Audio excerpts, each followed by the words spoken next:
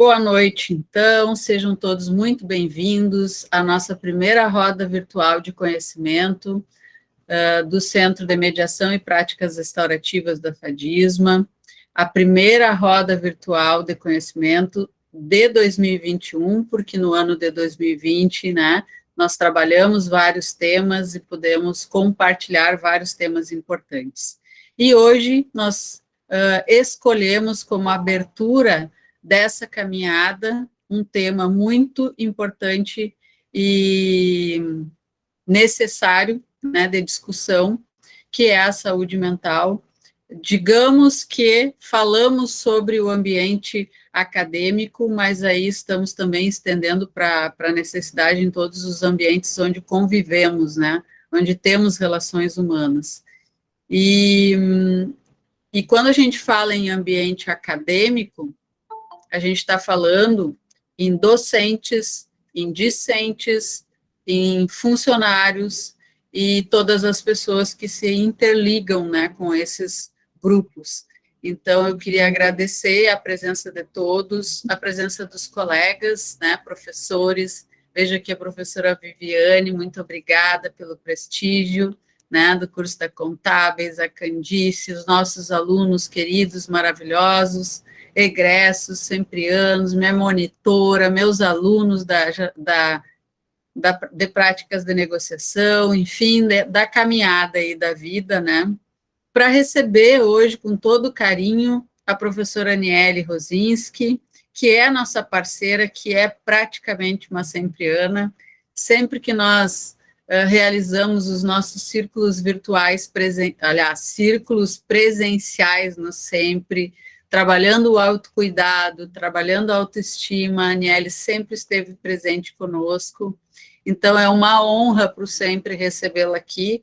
Desde o ano passado, de 2020, nós já queríamos abordar esse tema tão importante e acabamos chegando ao dia de hoje, né? E com certeza era hoje que éramos para falar sobre esse tema. Eu gostaria inicialmente de apresentar, então, a nossa convidada de hoje, que é a Aniele Rosinski, de uma maneira um pouco mais formal, né, trazendo a sua formação, enfim. E posso dizer, então, que a professora Aniele é mestre em psicologia pela Universidade Federal de Santa Maria, em 2019, graduada em psicologia pela Universidade Franciscana, atualmente atua como psicóloga clínica em consultório particular, está cursando especialização em clínica psicanalística na Universidade Franciscana, é docente do curso de graduação de Direito e Ciências Contábeis da Faculdade de Direito de Santa Maria, psicóloga do PAP, que é o Programa de Apoio Psicopedagógico e Inclusão da Faculdade de Direito de Santa Maria, conteudista do curso de Segurança Pública Municipal da FADISMA, docente do curso de extensão segura da Universidade Federal de Santa Maria, facilitadora judicial e psicóloga voluntária do Juizado de Violência Doméstica na comarca de Santa Maria, facilitadora de círculos de construção de paz conflitivos e não conflitivos, tem experiências relacionadas a temáticas da violência doméstica e também experiências relacionadas a atividades curriculares nas ênfases de superendividamento, promoção da saúde, educação financeira, interdisciplinariedade e psicologia clínica. Dizendo isso, eu também gostaria de dizer como os nossos caminhos se cruzaram, né? Acho muito importante olhar para trás e ver essa caminhada. A Aniele cruzou o meu caminho, né, por conta do trabalho de justiça restaurativa desenvolvido em Santa Maria, e que a FADISMA tem um grande envolvimento, uma grande importância nessa caminhada. E em 2015, quando o Tribunal de Justiça buscou a implementação de uma central de práticas restaurativas no Judiciário em Santa Maria, buscou, né, a mim para trabalhar e contribuir com pessoas que tivessem conhecimento nessa área, ou pelo menos tivessem interesse nessa área, para que pudéssemos implementar, né, a Central de Práticas Restaurativas. E, na época, o juiz titular do Sejusc, que era o Dr. Rafael Pagnon, me solicitou essa contribuição e gostaria de ter a contribuição da FADISMO. Como todo procedimento restaurativo, ele é inclusivo, e eu trago isso aqui porque isso também faz parte da história do sempre, nós entendemos, eu entendi importante, referi para ele que era muito importante nós incluirmos todas as faculdades e universidades de Santa Maria nesse trabalho, não só a FADISMO, mas incluir a UFN, a UFSM, a FAPAS, a FISMA, enfim, a Universidade Federal de Santa Maria, e assim foi feito. E aí, né, a Grazi, que foi nossa professora também aqui na FADISMA, nos apresentou a Aniele, que na época estava concluindo, estava na fase já de estágio na psicologia, e nos apresentou essa riqueza, essa joia, essa pérola. E foi um dos grandes presentes para a justiça restaurativa, e nessa caminhada, a Aniele depois veio, não muito depois, né, veio se juntar a nós no corpo docente da FADISMA, com toda essa dedicação, riqueza, amorosidade, que é muito bom ter o seu trabalho, a sua amizade e a sua parceria, não só no sempre, mas também pessoalmente, né? Como minha amiga e parceira aí dessa caminhada. E por isso eu sou grata à Grazi, à FADISMA e à Justiça Restaurativa por poder aprender sempre contigo e seguir esse caminho juntos. Então, por isso e por tudo, né, a Aniele hoje também foi lembrada não só por mim, mas pelos sempreanos, para compor aí as rodas virtuais de conhecimento e poder compartilhar esse início de noite, né, a importância de se conversar, de se olhar sobre a saúde mental no âmbito acadêmico. Então, Aniele, muito, muito obrigada por estar aqui conosco. Sinta-se literalmente em casa, né? Tu é uma sempreana de coração e de alma, e estamos aqui contigo para a gente fazer esse bate-papo aqui bem informal e aprender junto contigo e buscar aí o autocuidado, a autoestima, a autocompaixão, quando precisar apoio, buscar, né, na rede de apoio, mas vamos conversar, então, sobre esse tema tão importante. Seja muito bem-vinda. Boa noite a todos. Eu acho que, enfim, com essas palavras aí não tem como... Estou tentando segurar aqui a maquiagem que eu fiz, né? Não é fácil. Enfim.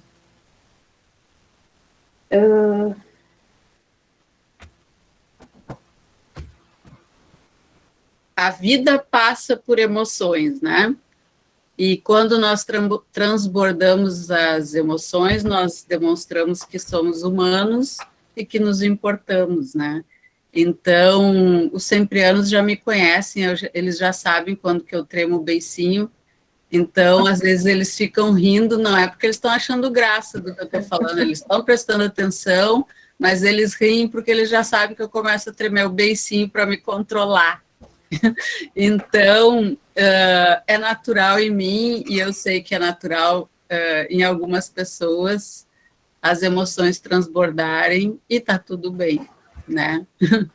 Estamos aqui para nos acolher, esse é o espaço para as rodas.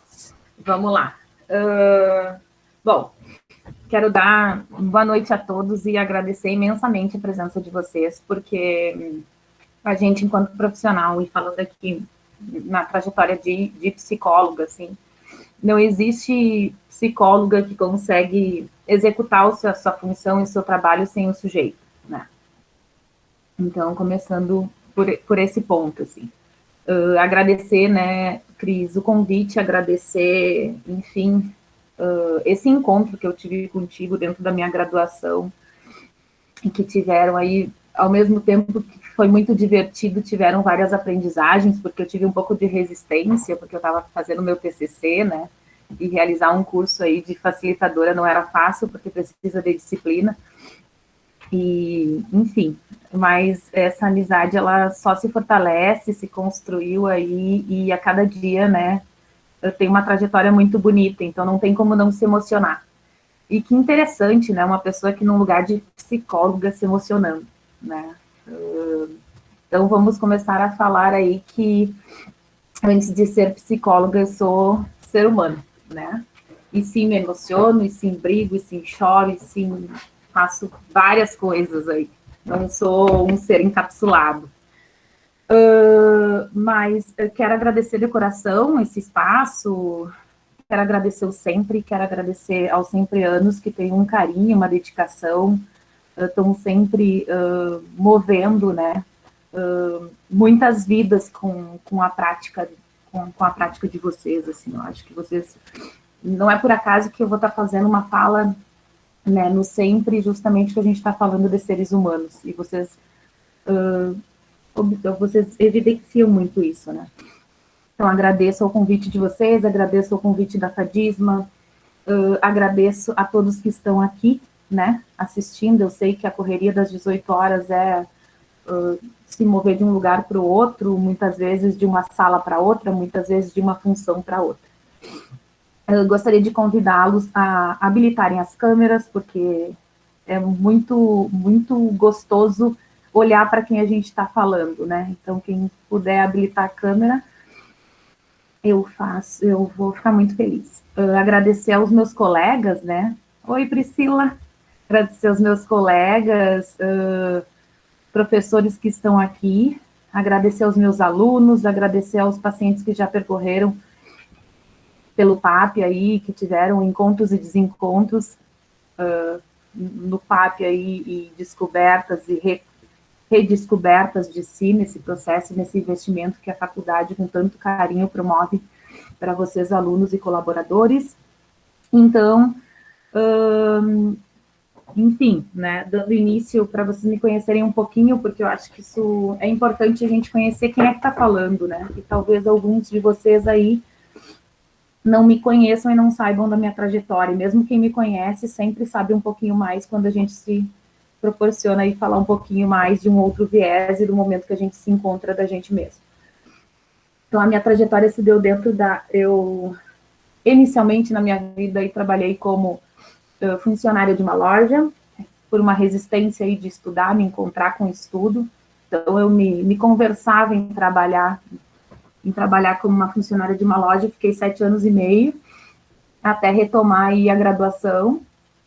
No final da graduação, comecei a retomar os meus estudos, onde eu me encontrei mais madura para enfrentá-los e me encontrar literalmente aí dentro desse desejo e enfim, discorrer sobre eles. E aí, diante dessa minha trajetória, ao final desses meus 7 anos e meio, trabalhando numa loja como atendente, eu reiniciei a minha trajetória na graduação de psicologia.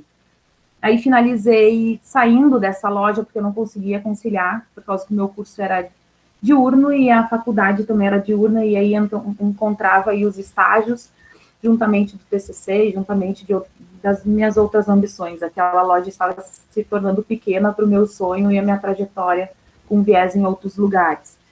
Aí, após o meu curso de graduação, eu fui aquela acadêmica que sempre me questionava em que lugar que eu ia me encontrar dentro do curso, o que eu queria, o que eu não queria, qual linha teórica eu queria seguir.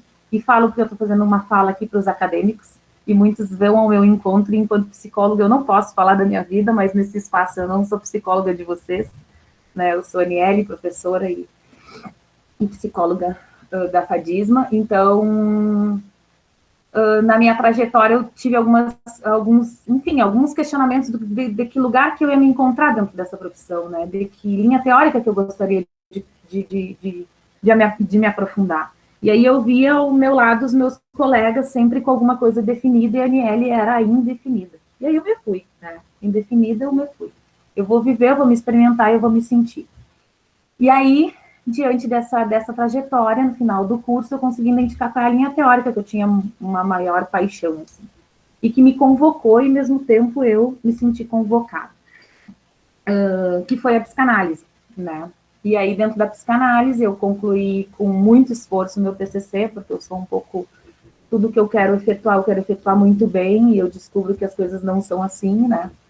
E aí eu fiz o meu TCC, que foi muito difícil, e que eu queria fazer de uma forma muito, muito elaborada, enfim, consegui publicar ele, que também fala aí de uma trajetória árdua, fala de uma história minha no curso, e aí consegui publicar o TCC, e aí com essa publicação veio o canudo, ponto, me formei, e aí o que eu vou fazer com isso, né? Para onde que eu vou? Todos os meus colegas abrindo consultório, e eu digo, consultório eu não vou, me sinto insegura, né? Como é que só apenas com 5 anos eu vou conseguir atuar, né? Só tive 3, 4 semestres, enfim, eu tive alguns estágios em clínicas, alguns estágios que eram em conjunto, depois foram em dupla e depois foram individual, mas não me sentia forte para desempenhar essa atividade com responsabilidade, porque a gente está falando aí de uma saúde mental do outro sujeito, né? Então é algo muito delicado. E aí, com isso, eu digo, vou para o mestrado, vou tentar o mestrado. E aí, com algumas incertezas minhas, eu digo, não, eu vou tentar o mestrado para conhecer. E aí que eu me conheci mais, eu não sabia que eu tinha um potencial de entrar no mestrado com a primeira tentativa, e aí entrei no mestrado tentando logo após eu ter me formado. Então, eu me formei em agosto, e eu entrei no mestrado em outubro, e aí, dentro do mestrado, estou dentro do mestrado. E eu tive outras responsabilidades, né? Que me fizeram aí adentrar em um outro processo, né? De pesquisa, de responsabilidade, de investimento, de maior responsabilidade ainda, porque a minha orientadora adoeceu, de dar aula, né? De fazer docência orientada. Enfim, aí a Aniele conseguiu se identificar mais. Lá na trajetória dentro da academia, eu não sabia que eu ia para uma docência, né? Eu poderia ir, é algo que se viesse ao meu encontro, ok, mas não era algo que eu me projetava para. E aí é por isso que eu digo que se permitia a se explorar, a se conhecer, a se sentir, e aí, né? Não se definir, não se buscar uma resposta para tudo, porque a gente não tem a resposta para tudo. A gente precisa viver. E quando eu digo viver, é sentir essa vivência. É sentir o hoje, não projetar o amanhã e nem o ontem. A gente tem muito costume de querer saber como é que vai ser o amanhã e de não ter percebido o ontem que passou e muito menos o hoje que tu está vivendo. Então, com isso, eu me permitia me conhecer muito mais nessa trajetória do mestrado. E aí, no meio do mestrado, veio a oportunidade de eu dar aula na FADismo. E aí eu entrei, enfim, eu me encontrei com a Candy, né? E aí, enfim, dentre minhas inseguranças, a Candy, sempre muito cuidadosa, me instruiu, me disse como é que eu poderia, né? Enfim, ela e o meu analista, como é que poderia cuidar dos meus medos. E aí, diante disso, eu entrei na sala de aula, iniciando aí com a docência e com um atendimento ao PAP. Após daí, eu estou até hoje, então entrei em 2018, né, na FADismo, eu me encontro até hoje dando aula nos cursos de Ciências Contábeis também, e também conteudista do curso de Segurança Pública Municipal, conhecendo uma equipe maravilhosa de professores, conhecendo pessoas ali mágicas dentro desse trabalho, que eu tenho o maior orgulho e prazer de fazer parte dessa equipe, que é onde eu vou com um sorriso e com vontade de estar nesse ambiente de trabalho, e que é isso que me move muito para eu, né, querer mais, né? Querer mais, querer um doutorado, querer, enfim, também me conhecer mais. E é isso que eu quero trazer para vocês também, que o meio da gente, o meio que a gente percorre, convive, ele faz muito a gente, né? Se a gente não consegue se manter dentro desse meio, a gente não consegue também se nutrir, não consegue se encontrar. Bom, daí diante dessa minha trajetória, eu também, no final do curso de graduação, eu fui, então, convidada pela professora Grazi para realizar o curso de facilitadora jurídica, onde que eu não entendia muito, né, onde é que isso ia dar, mas vamos lá, né, eu tenho um colega chamado Juarez, Sempriano aí, que ele é tipo Aniele, bora, né, e aí cheguei e fiz o curso onde que eu nunca mais me esqueço, que eu tenho uma colega de faculdade, que hoje é psicóloga, e eu me lembro que no momento que ela dizia, ela só mencionava, eu sempre falo isso, e a Cris já sorri lá do outro lado, e que ela me disse, Aniele, não vamos desistir, porque tem uma multa. E aí tinha uma multa naquela época, que se a gente desistisse, a gente tinha que pagar a multa. E a gente era estudante, enfim, sempre com aquele contexto financeiro apertado, e a gente disse, Deus o livre, vamos lá, capaz que vamos ir com essa multa aí. Juarez, habilita a câmera, já vi que tu tá aí. Ai, Anne, eu preciso compartilhar um pouquinho, porque eu acho que faz parte, sabe, da história isso. Então, pela UFN foram convidadas duas pessoas, né, a Aniele e essa colega dela, duas pessoas maravilhosas, super queridas, mas que estavam conhecendo a justiça restaurativa pela primeira vez, uma formação.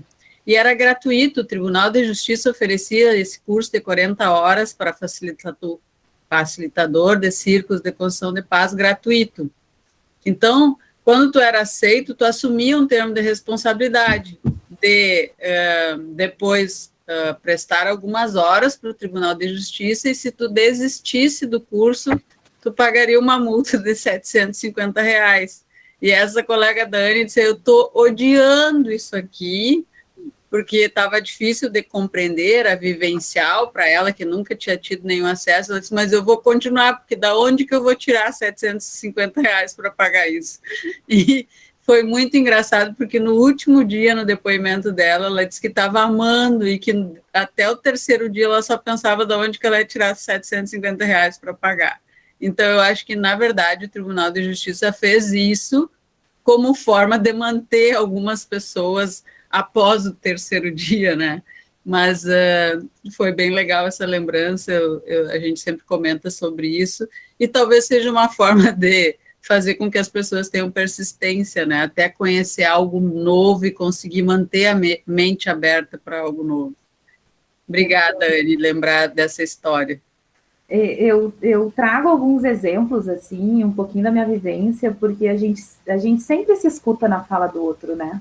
A gente sempre se vê em algum processo desafiador aí que a gente se encontra e diz, eu também já vivenciei isso e enfim.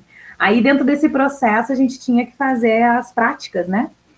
E aí dentro das práticas eu escolhi o juizado de violência doméstica aqui da comarca de Santa Maria, e o Juarez também. Foi aí onde a gente se encontrou e conseguiu ter uma amizade aí mais profunda. E somos amigos até hoje, então a gente está dentro do juizado, vai fazer 5 anos, eu acredito, com a pandemia, agora 6, que a gente faz círculos de construção de paz conflitivos, porque vem do conflito, né, vem aí de dentro do contexto da violência doméstica. Então ele é minha dupla no juizado e a gente realiza trabalhos magníficos, além da gente ter uma amizade aí muito, muito incrível, tenho um carinho enorme por ele. E até hoje, então, a gente percorre aí em trajetórias muito semelhantes, ele adentrou no mestrado, né, ele também está realizando alguns investimentos aí na mesma caminhada que a minha. Então, a gente tem muita troca, porque como ele advogado e eu psicólogo, então a gente consegue fazer um trabalho interdisciplinar muito, muito, muito legal, de desconstruções e construções juntos, né? E aí também dentro dessa minha trajetória como voluntária, sempre me questionam, né, Aniele, tu já tá dentro, te formou em 2016, tu começou a atuar já na Fadisma, aí o meu consultório particular começou a ter um reconhecimento por mim, e aí é onde eu atuo hoje e tenho bastante paciente, assim, inclusive daqui a uns dias eu não conseguirei pegar mais. E aí dentro dessa minha trajetória me questionam, mas como é que tu trabalha ainda com serviço voluntário, né? E é onde eu retorno a essas perguntas e dizer que o trabalho voluntário, para mim, ele me ensina. Eu não só contribuo, como ele me ensina muito o que é a vida, o que a gente está vivenciando, o que está acontecendo. Então, dentro dos meus turnos da semana, eu destino um turno para os atendimentos voluntários do juizado com mulheres no contexto de violência doméstica.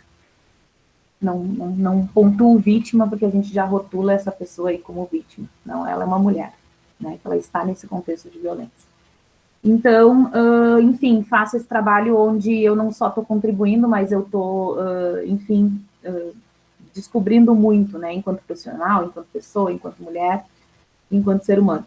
E aí, me adentrei dentro de um fórum, né? De violência doméstica, onde a gente verificou que a comarca do fórum mesmo do juizado de violência doméstica, tinha aí algumas falhas de comunicação com todo o sistema. E aí a Laura, né, que é a coordenadora do fórum de enfrentamento à violência doméstica, ela montou um fórum para a gente ter um espaço onde a gente agrega todos os meios de comunicação, de acesso para combater aí essas violências. Então, a gente tem um fórum onde é constituído do juizado, de todos os serviços, né? Da prefeitura, da casa de acolhimento, enfim, da Patrulha da Penha, da DEAN. Então, todos a gente, onde tem uma reunião mensal e a gente dialoga o que a gente pode ajudar a contribuir para essa comunicação ativa dentro dessa nossa missão aí, que é em busca desse combate. Então, algumas ações que a gente faz, eu gostaria de compartilhar aqui com vocês, para vocês conhecerem, que é a ação da campanha Santa Maria 50-50, o curso Segura, que a gente identificou que os profissionais, então, aí, os profissionais que realizam esse contato de frente com essas mulheres, eles estavam aí tendo algumas falhas sobre esse contato, então acabavam aí reproduzindo essa violência, né? Então a gente identificou que era necessário fazer um curso para esses policiais, para esses seguranças, né? Guardas municipais, enfim, e para esses policiais que fazem esses registros também. Então eu dou um módulo junto com o Juarez, e depois eu dou um outro módulo também com uma outra professora, e é um trabalho voluntário que a gente faz. Daí, dentro dessas ações do fórum, tem o Disque Covid, que a gente identificou que tem a necessidade de ter um acolhimento maior para essas mulheres, de uma escuta telefônica ou pelo WhatsApp, e agora a gente tem aí o mapa, né, de enfrentamento à violência, que foi uma pesquisa iniciada aqui em Santa Maria. Então, tem um movimento bem grande, né, onde tem várias ações e estão construindo novas ações em busca desses espaços. Então, também faço parte desse fórum. E aí, a dona Aniele, nessa trajetória, né, se descobriu em vários contextos, inclusive no contexto clínico, onde eu posso trazer aqui um pouquinho para vocês, e eu gostaria de trazer esse espaço, não só um espaço onde eu vou contar a minha história, eu vou falar da saúde mental e do que a gente está atravessando aqui na pandemia, e eu digo a gente porque eu também estou falando como acadêmica, porque eu também sou estudante sou estudante de uma pós-graduação, também sou estudante do curso de Segurança Pública Municipal da FADISMA. Então, a gente atravessa vários desafios e descobrimentos ao mesmo tempo. Porque ao mesmo tempo que a gente vem de um lugar de queixa, onde existe vários desconfortos, e a gente teve que ser imposto a algo que a gente não se programou, que foi a partir, então, aí de 16 de março de 2020, né, onde era para ser um ano redondo e onde existiam muitos sonhos para que esse ano fosse mágico, né? Então, existiu aí vários desafios que o sujeito teve que se encontrar e que eu digo que, ao mesmo tempo, se desencontrar. Por quê? A gente escuta muitos corpos com muitas dores, né? E o que eu me encontro, né, com esses sujeitos que chegam até a mim com algum adoecimento, né, com algum sintoma? É que essa dor, ela fala algo, ela fala de um lugar, ela fala de um anúncio, ela anuncia algo do sujeito, né?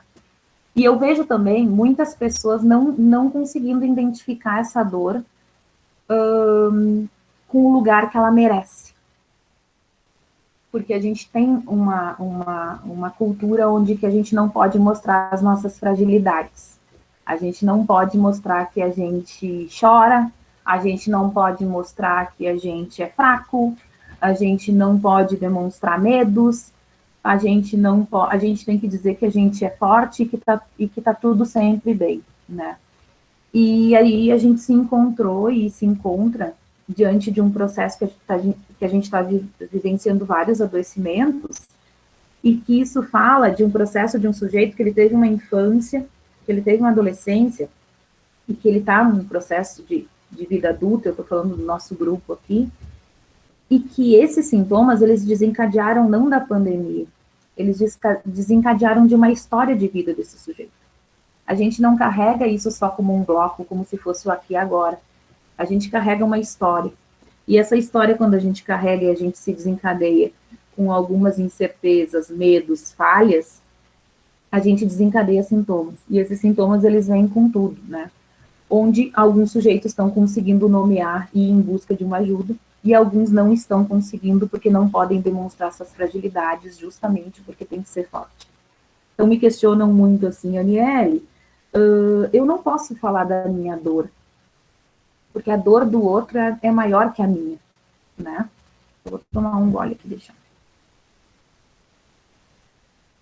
A dor do outro é maior que a minha. E aí, o que isso acontece? Eu nunca vou falar da minha dor, porque sempre vai ter uma dor maior, se a gente colocar nessa proporção, né? E aí, o que é falar da sua dor? Né? É falar de si, é falar do seu corpo, é falar da sua reação. E quando eu falo que o sujeito ele não pode se comparar à dor do outro, se é maior ou se é menor, e que ele deve dar voz à sua dor, ele é dar voz a um conhecimento seu sobre esse sintoma também. Ele dá voz sobre se aprofundar, né? Sobre... Porque se conhecer é muito difícil também, né? Existe a resistência do se conhecer. Por que eu vou buscar um profissional onde eu vou ter que falar de mim, onde isso fala de um desconforto, né? Então, tem dois viés aí. Além de eu identificar o que é minha dor, e eu sempre nomear que a minha dor é menor que a dor do outro, e eu acabar não dando espaço para isso, eu acabo não identificando que eu sou singular, e que eu sou eu, e que eu tenho a minha identidade, que a identidade do outro nunca vai ser igual a mim. Então, um pouco dessa minha fala aqui é que independente da dor do outro, né, independente do momento que o outro está vivenciando, nunca o sujeito deve se comparar, ele é único, né, ele é singular. E isso eu atravesso também para o contexto acadêmico, de quando a gente sempre almeja tentar ser o melhor. E talvez a gente nunca encontre esse lugar. Porque talvez o ser melhor, ele não existe. Mas que talvez exista o ser simplesmente você, né? E que esse ser você talvez seja o melhor para alguém.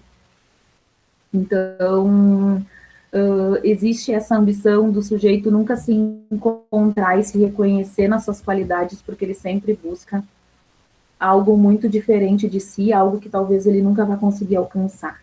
Então, essa direção desse olhar, desse cuidar, desse sentir, de saber nomear o que essa dor está querendo dizer, de buscar ajuda, não é dizer que tu é frágil, não é dizer que tu não pode chorar, não é dizer que tu é forte, e sim dizer que tu está precisando de um cuidado especializado, de uma rede, de um amigo, de um espaço, de um familiar, de um psicólogo, né?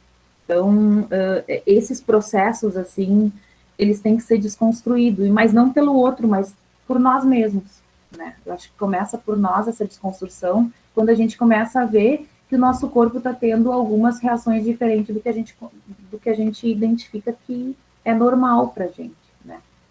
E lembrando que o sujeito ele está num processo de vivência, né? De vivência, de convivência consigo, de transformação, ele está em movimento. E tudo que se movimenta não fica estagnado. Então, por isso que talvez o sujeito aí ele desconheça um pouquinho do que ele foi ontem, do que ele é hoje, do que ele é amanhã, do que vai ser amanhã. Porque eu acho que é isso, que a pandemia ela está desencadeando alguns desconfortos, mas grandes reconhecimentos internos. Se a gente fica num contexto de queixa, a queixa ela percorre, né, muito no sujeito, ela acompanha muito o sujeito. Mas o que, que a gente deve fazer com esta queixa, né? Vamos se manter num lugar de queixa até quando? Então, dá voz para essa queixa, né? Se questionar o que isso quer falar em si, né? O que isso quer falar desse esgotamento, desse cansaço. E procurar aí buscar dentro da sua identidade, singularidade, desejo e vontade, meios para sair desse contexto e meios para buscar ajuda. Eu montei aqui muitas falas, né? Muitos apontamentos. E aí eu me dou por conta, e eu falando assim com vocês, e olhando os rostinhos e tudo mais, e os meus colegas, e a Viviane, enfim, participei de uma roda com a Viviane no ano passado, e foi muito, muito bom escutar, Viviane, um pouquinho de ti, da tua história, o quanto isso me aproximou de ti, assim, talvez sem tu saber. E aí, dentro desses contextos, eu vi que eu fiz um rabisco aqui, com algumas instruções para eu falar para vocês, e eu não segui essas instruções. Porque o ser humano, ele não é um catálogo, ele não é um roteiro, ele não é... Ah, Aniele, mas eu fiz tanto para uma apresentação, estudei. Isso aqui eu estudei para eu apontar o que eu gostaria de trazer aqui para vocês, mas não para eu seguir. E assim é a vida, né? Ela não vai te trazer um roteiro, ela não vai te trazer um catálogo, né? Catálogo a gente vê muito por aí, mas o ser humano, ele não é um catálogo. O ser humano, ele não consegue definir a dor dele numa página de um livro de DSM que diz o que é e qual é a graduação dessa dor. E a dor é para ser sentida e é para ser escutada, e tá tudo bem se não tá se sentindo bem, tá? Isso quer dizer algo. Então, trazendo um pouquinho para esse viés, de perceber mais os seus sintomas, de se olhar mais para o seu corpo, de se olhar mais para o seu cansaço, de se olhar mais para essa demanda, de olhar para o que não está dando certo, de olhar para o que deu certo, porque esse sujeito se reinventou dentro dessa pandemia, né? Por olhar para o que vai ficar dentro desse processo online, né? Quais são os benefícios dele, né? Não ficar só num contexto de queixa. Também a gente tem que, direcionando aí, ó, agora a gente está começando a ter uma atividade, enfim, a gente está começando a ter uns espaços que a gente está se retornando a ter um contato físico, né? Isso também é uma readaptação para o sujeito. A gente está falando de 1 ano e 4 meses que a gente não tem contato físico com ninguém, né? Isso vai desencadear coisas boas e coisas ruins, mas é da voz para o que vai desencadear. E saber nomear isso a ponto de conseguir expressar, né?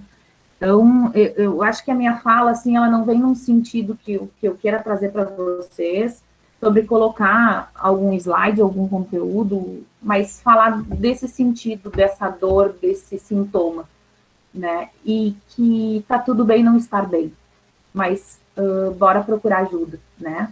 Bora procurar a rede, bora falar sobre isso para poder se escutar. E a ponto de ressignificar aquelas coisas anteriores da infância, anteriores da adolescência, que muitas vezes não são aprovadas pelo sujeito, mas que são importantes ressignificar dentro da sua história, para não permanecer com os sintomas e eles desencadearem no momento agudo, tá? E eu gostaria de saber um pouquinho e passar a palavra para vocês, mesmo que no final, e eu vou pedir os 5 minutos finais, porque eu queria dar uma mensagem para vocês. Como é que vocês estão se sentindo, né?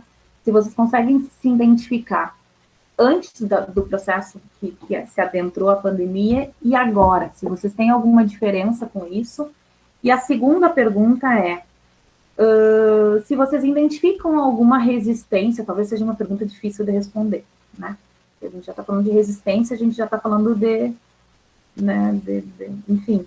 Mas se vocês identificam alguma resistência de vocês aí de buscar uma ajuda. E passo a palavra para vocês, por favor.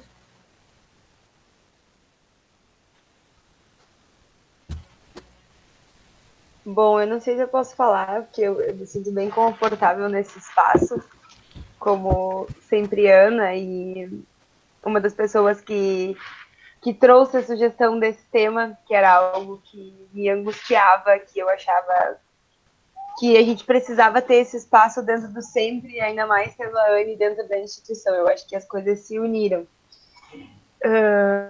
E a temática, ela foi planejada, foi pensada, porque eu sinto uma facilidade em pedir ajuda.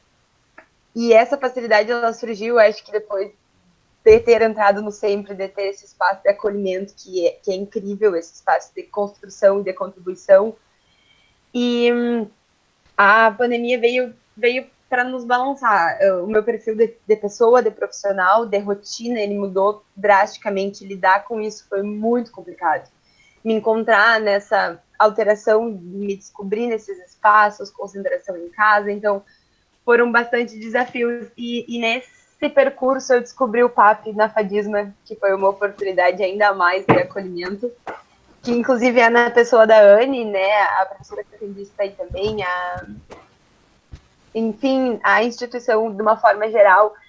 E esse espaço, essa procura, o PAP foi bastante divisor de águas, assim, eu me lembro que no primeiro encontro eu cheguei dizendo, não, aqui eu quero falar só sobre minha graduação, que está chegando ao fim.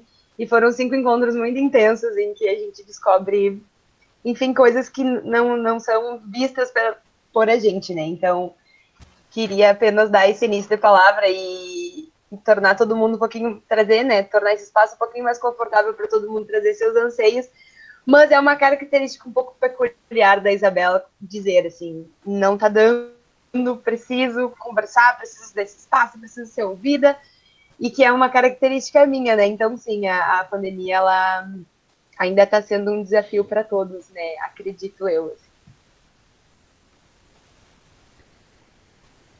Eu queria contribuir um pouquinho, Anne, trazendo aqui o que o Emerson trouxe, né, no chat, dizendo que investimos muito tempo nos preocupando com situações diversas e não investimos adequadamente os cuidados que devemos e o olhar que devemos ter conosco, né? E quando a gente fala em saúde mental, me parece que passa por isso, né? Se a gente tem uma fratura exposta de um osso, nós imediatamente buscamos a cura para aquela fratura exposta.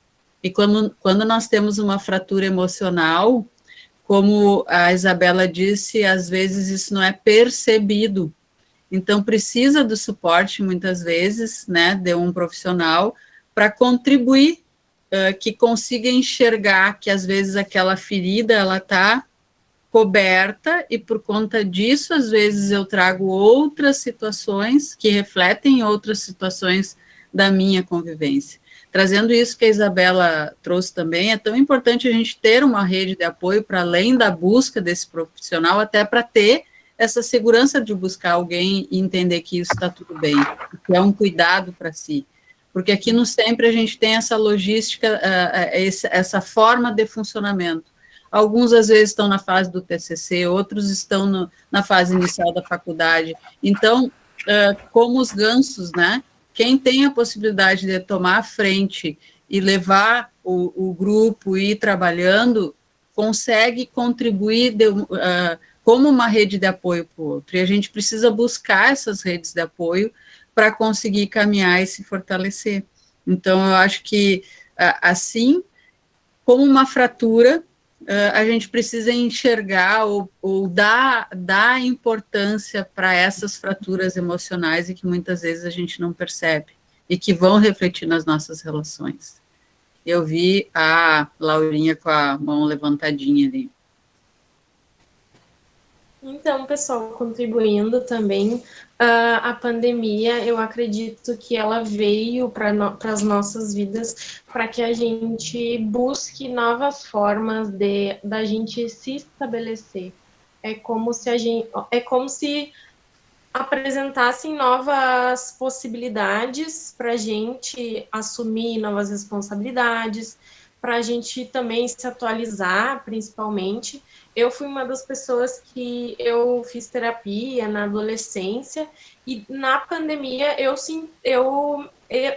ouvi esse chamado que eu realmente precisava de um apoio psicológico para eu ter aquele momento para mim, entende? Para eu me dar a oportunidade de eu me ouvir e de eu saber que eu preciso de novas reconfigurações.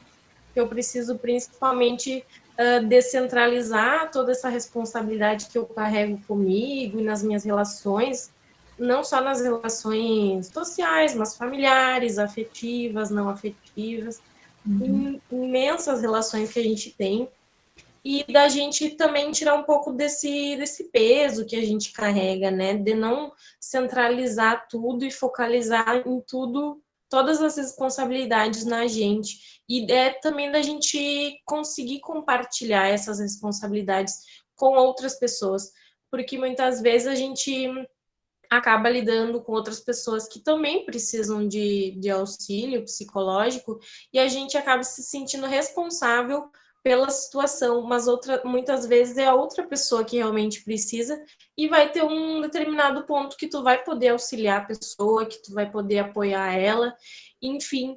E então a terapia foi algo muito importante para me esclarecer, principalmente, e para eu perceber que eu precisava de novas ferramentas, que eu precisava de novos conhecimentos, que eu precisava de uma nova postura, de uma nova atitude para eu enfrentar as situações do dia a dia.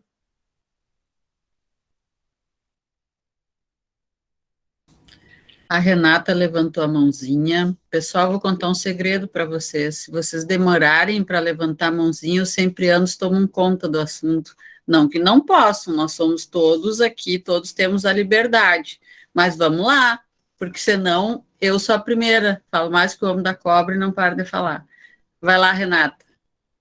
Eu acho que talvez seja uma questão de conexão, né? A gente se sente tão confortável na fala do outro que acaba entrando em sintonia. Mas, enfim, boa noite a todos. E pegando uma carona na fala da Lau, isso me fez pensar a respeito do que significou a pandemia para mim. E, desde a minha percepção, foi um momento de desacelerar. E quando a gente desacelera, a gente começa a observar coisas que sempre estiveram ali, mas que passavam batido.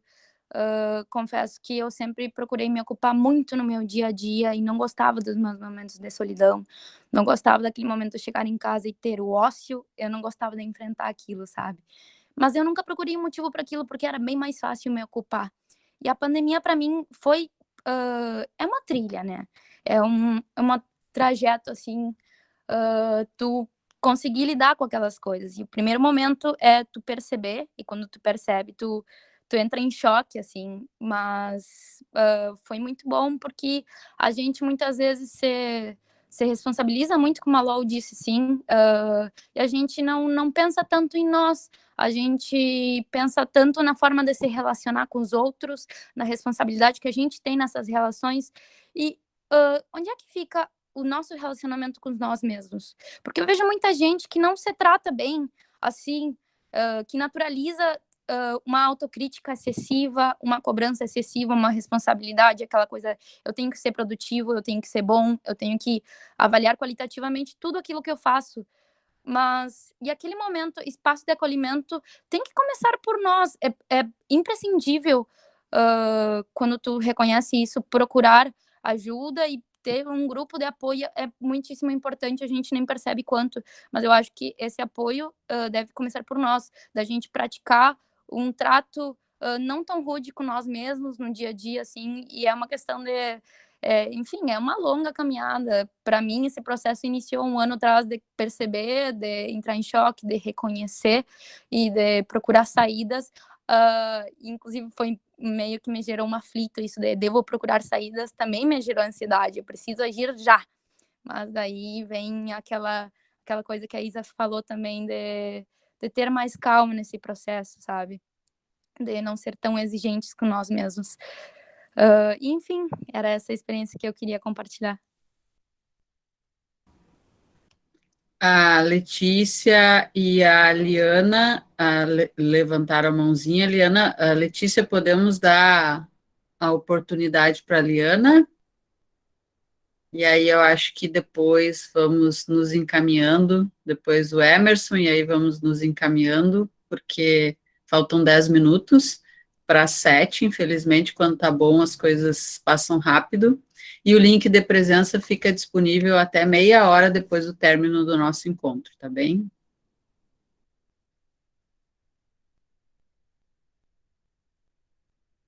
Não sei se posso, já abri. Meus queridos, na verdade, eu vi algumas carinhas, né, que já passaram por mim e o coração já ficou quentinho e já fica de pronto desde os prenúncios da divulgação do evento, por ser algo que vem do sempre e por ter aí, enquanto protagonista, essa profissional que eu não canso de colocar, né, o quanto eu admiro a dedicação e a doação. E então essa mistura de Daniele com Isabel Cristina, né, a Cris, é sempre muito tocante. Mas eu vou externar uma dúvida, uma pergunta, eu diria, né? Antes da pandemia, né, a gente viu alguns movimentos que já destacavam, e talvez a gente não olhasse com tanta atenção, com a atenção merecida, esse aumento de casos, eu acho, de adoecimento de estudantes, professores no ambiente acadêmico. Eu lembro de ter visto algumas reportagens que falavam sobre essa extrema competitividade que isso estava gerando, né, o expressar de algumas dificuldades. E eu gostaria de perguntar sobre isso, se na pandemia, se a gente pode olhar, talvez, com uma mudança de lentes, como a Cris costuma falar, olhar pelo aspecto positivo, será que isso, ao menos, diminuiu, Anny, na tua vivência, assim, se sente um olhar que não está colocando tanto a competitividade como algo preconizado, né? Se a gente poderia crer que está caminhando aí para ambientes acadêmicos e espaços agradáveis como esse, né, que se a gente vai ver isso proliferando, assim como espaços bacanas como esse, e também, né, dentro dessa tua vivência, né, o olhar desses gritos de socorro, não sei se seria essa expressão, até para a gente sentir uma identificação, assim, se haveria como trazer um pouquinho, se a gente vê mais o que a gente tem encarado nessa pandemia, ansiedade, depressão, saturação, porque a gente também acaba sendo bombardeado pela mídia, e tem se visto, né, ultimamente, algumas matérias que apontam, né, que a nossa maior epidemia talvez seja justamente essa questão da saúde emocional. Então, seria mais uma pergunta. Obrigada. Eu acho que eu passo a palavra para quem levantou a mão, e daí, no final, eu já dou a minha mensagem final, já respondo as perguntas. Então, vamos seguir na sequência aí a Letícia, depois o Christian e o Emerson. Já dando as boas-vindas para o nosso chefinho, Pietro Tualdo, da Alforno, né? Nosso coordenador geral do NUP. Muito obrigada pelo prestígio, chefe. E aí, pessoal, boa noite. Desculpa o atraso, mas eu tinha que pegar o Benício aí, que estava na minha sogra, e agora eu tenho que dar danoninho para ele, que está no agito só aqui. Então, eu vou acompanhando, dando danoninho para ele, tá? Mas tô ouvindo. Obrigada, vai lá ler.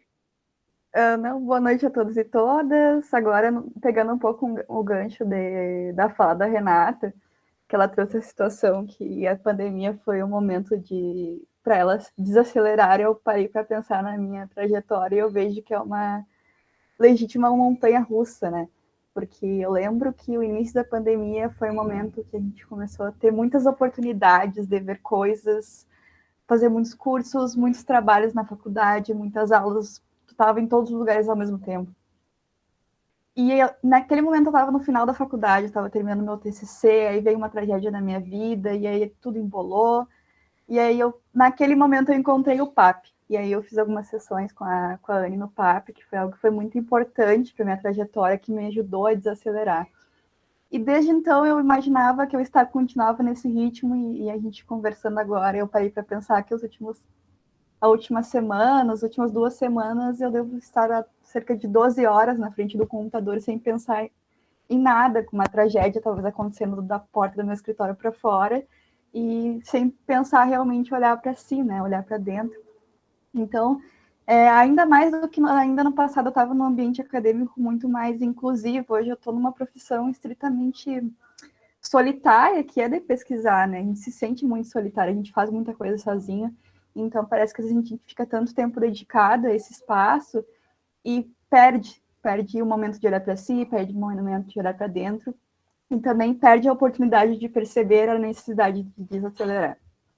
Então, era essa a minha contribuição.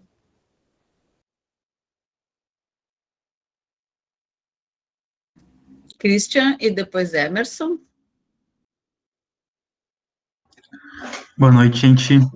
Eu gostaria de compartilhar mais uma experiência minha, a minha experiência em relação à saúde mental. Eu faço terapia desde o ensino médio, finalzinho do ensino médio ali, e naquela época eu tinha uma dificuldade muito grande em admitir que eu precisava de ajuda.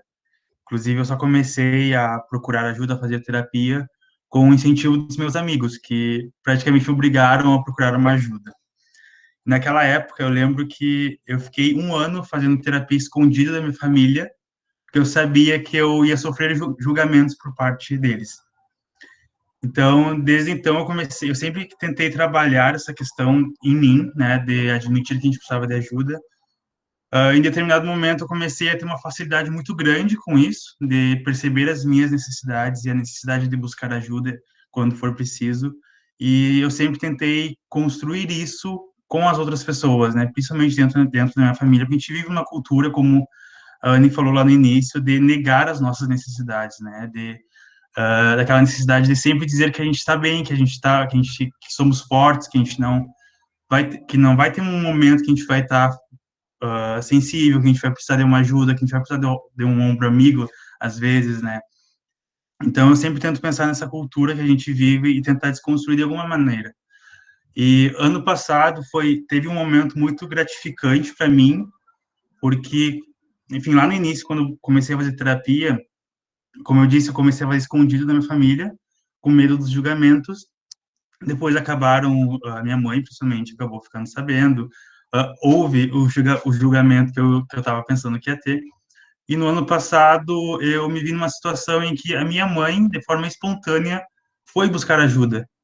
Ela reconheceu a necessidade dela ter que buscar essa ajuda, de que ela estava no momento que ela precisava de uma ajuda, e eu percebi uma evolução muito grande nela, nesse sentido.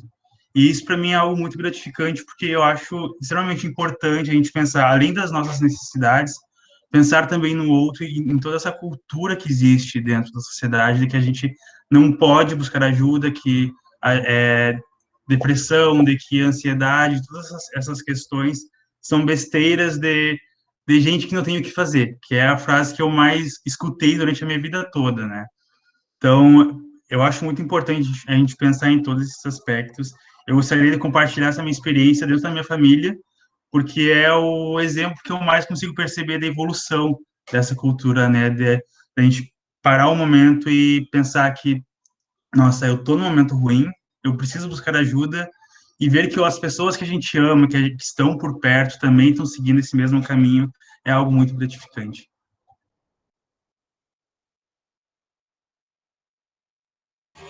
Emerson, e aí eu já coloquei ali no chat que a gente vai ultrapassar aí 5 minutinhos ou 10 até o término para a conclusão da Anne, e aí seguimos em frente. Quem não puder ficar, nós agradecemos a presença. Lembrem lá de registrar a presença no formulário, e são sempre bem-vindos nas nossas rodas virtuais.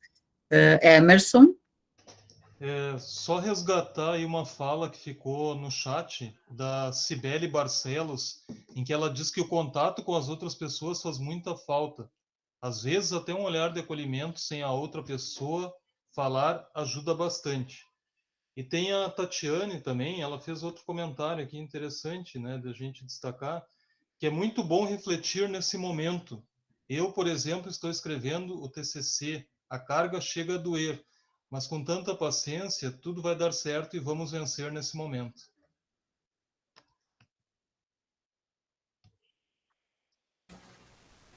Obrigado, Emerson, por ler o chat ali para nós.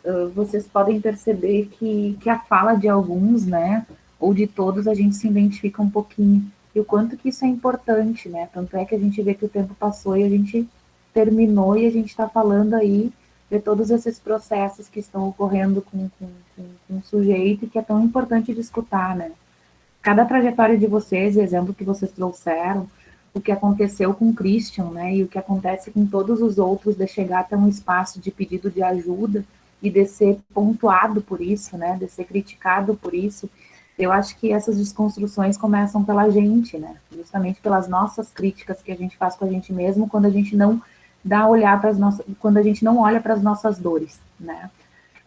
Respondendo rapidamente as perguntas da professora Eliana, ela falou sobre a questão dos profissionais desse processo de esgotamento, né? A gente sabe que hoje em dia a gente pode dizer que os profissionais estão conseguindo dar mais conta sobre esse processo, porque já estão mais familiarizados, já estão mais conseguiram se identificar, porque além da demanda, a gente também precisa identificar o que a gente consegue fazer dentro dessa demanda, o que a gente tem habilidade, o que a gente... E eu acredito que agora está muito melhor, né? O sujeito está conseguindo se encontrar mais nas suas habilidades dentro das demandas que foram, e dessas descobertas que foram propostas. Porque a gente vê que muitas lives diminuíram muito, né? A gente vê que o sujeito que está aqui no espaço de hoje é porque quer, né? É porque está a fim de escutar sobre essa temática. Então, a gente reduziu muito menos e a gente conseguiu ter uma qualidade maior. Isso a gente teve que ter um processo para chegar nesse lugar. E esse processo, o sujeito ele precisa se experimentar. Então, não diria que seria aí uma competitividade. Eu acho que são demandas que chegam para o sujeito, que ele tem que dar conta, que também vem atravessados de vários aspectos, né? De medos, de necessidade de dar conta sobre enfim, a sua profissão, sobre a menção do que deseja passar, e aí confunde um pouco sobre o que consegue fazer com aquilo e dá conta sobre esse processo.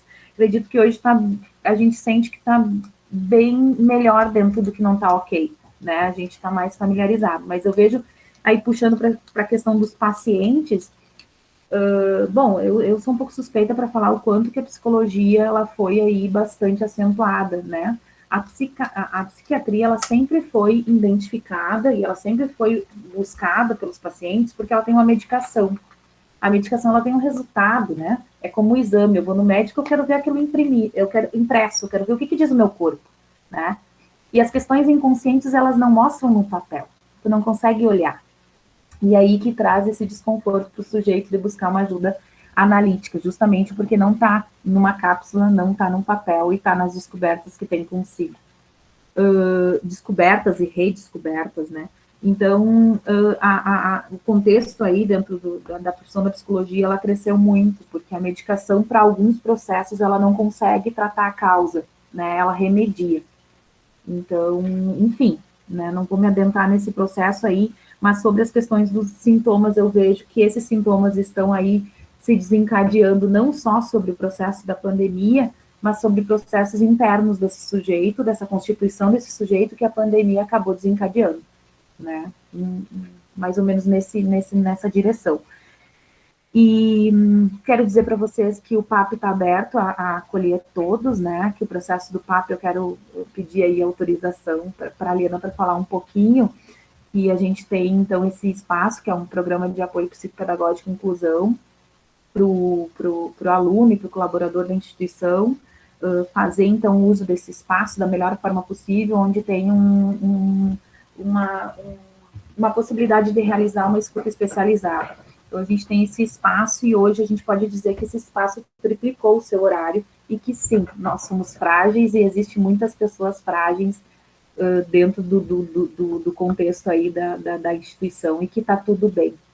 Então, eu fico muito contente de existir esse processo dessa busca. Eu não fico contente por ter um número que aumentou desse contato, mas esse número, ele me fala que as pessoas estão conseguindo olhar mais para si, identificar que precisam de ajuda. Então, nesse sentido que eu fico muito contente. E a psicologia aí, ela teve um outro olhar, né? Então, a gente está ali para auxiliar vocês, eu digo a gente porque eu não sou sozinha, eu tenho uma equipe maravilhosa que trabalha de uma forma excelente, a gente está literalmente 24 horas tentando dar o melhor da gente para vocês aí nesse processo de marcar horário, de realizar essa escuta e de também fazer todo o cadastro necessário que a instituição, com tanto cuidado, solicita. Para finalizar um pouquinho, então, a fala, eu gostaria de dizer para vocês que, além de agradecer esse espaço, eu vejo que o quanto esses espaços de falar sobre a saúde mental são importantes, né? Tanto é que a gente viu que o tempo passou e simplesmente acredito que se tivesse mais espaço, mais pessoas contribuiriam aí um pouquinho com as suas histórias e que ia ser muito importante. Gostaria de falar para vocês aí num processo final, né, sobre, me questionam muito em alguns lugares que eu vou fazer algumas falas sobre receita, eu já disse para vocês que não existe receita, e que não existe nenhum tipo de catálogo, e que não existe nenhum tipo de roteiro, mas que existe muitas importâncias, né, que a gente deve dar nas nossas expressividades. E com elas eu posso dizer um pouquinho para vocês, para utilizar mecanismos, né, utilizar mecanismos que realize essa diferença no processo de vocês, através da arte, através da música, através do desenho, através da literatura, através da expressão corporal, enfim, onde vocês identificam aí que vocês conseguem usar esses meios, né, e que esse sujeito ele pode usar esses meios através dessa expressão, que ele vai falar, ele vai se responder muito para onde ele vai, o que ele quer e o que ele quer se encontrar, né, eu acho que esse processo é interessante porque se dá um espaço e se dá um cuidado quando se busca aí algumas expressividades. E no final, então, eu gostaria de falar um poema para vocês, que ela fala, porque é uma autora, e ela fala de condição expressiva, né, de possibilidade se mantendo na realidade, mesmo se mantendo na árdua, né, na dureza dessa realidade atual, que ela tem e que ela possa expressar, estar e se colocar de alguma forma. Porque a gente está falando de inúmeras pulsões aí. Então, é curioso como não sei dizer quem sou. Quer dizer, sei o bem, mas não posso dizer. Sobretudo, tenho medo de dizer, porque no momento em que tenho, em que tento falar, não só não me exprimo o que sinto, como o que sinto se transforma lentamente no que eu digo. Sou como você me vê. Posso ser leve como uma brisa, ou forte como uma ventania. Depende de quando e como você me vê passar. Não me deem fórmulas certas, porque eu não espero acertar sempre. Não me mostrem o que esperam de mim, porque não vou conseguir seguir, não me mostrem o que esperem de mim, porque vou seguir meu coração. Não me façam ser quem não sou. Não me convidem a ser igual, porque sinceramente sou diferente. Não sei amar pela metade, não sei viver da mentira, não sei voar de pés no chão. Sou sempre eu mesma, mas com certeza não serei a mesma para sempre. Seria essa a minha mensagem final. Agradeço a todos e tenham uma ótima noite. Obrigado pelo convite, Cris, e sempre antes. Nossa, que maravilha! Eu poderia dizer 1000 palavras, mas eu vou só ler a mensagem de uma das nossas queridas alunas, que diz que agradece muito por esse momento. Todas essas falas me fizeram refletir muito e entender que não estou sozinho, que devo validar e buscar entender e melhorar minha dor. Essa roda de acolhimento está sendo bastante importante para mim. Então, nas palavras dela, eu faço as nossas palavras do sempre. É um momento muito bom ter não só os nossos acadêmicos, mas também egressos, pessoas, professores, está a Andréa Leandro aqui, que é professora, que é facilitadora voluntária, professora de meditação, enfim, várias pessoas também que estão aqui, os nossos colegas docentes, e essa roda virtual é para nós, né, para seres humanos que entendem que nós somos constituídos de sentimentos e de necessidades e que precisamos uns dos outros, né? Nós fazemos, como a Kay Pranis diz, nós fazemos parte de uma teia e nunca estamos sós, né? Nós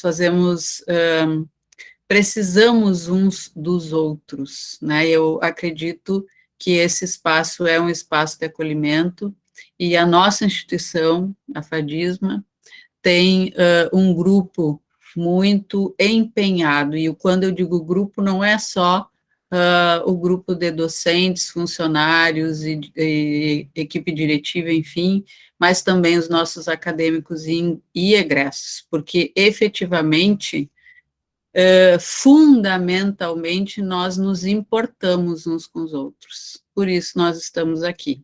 Então, nosso agradecimento imenso, Aniele, pela noite de hoje. Muito obrigada. Estão todos convidados para as próximas rodas virtuais de conhecimento. A nossa próxima roda terá a professora Cristiane Pauli, professora Luciana Aranaldi, são todos nossos convidados também.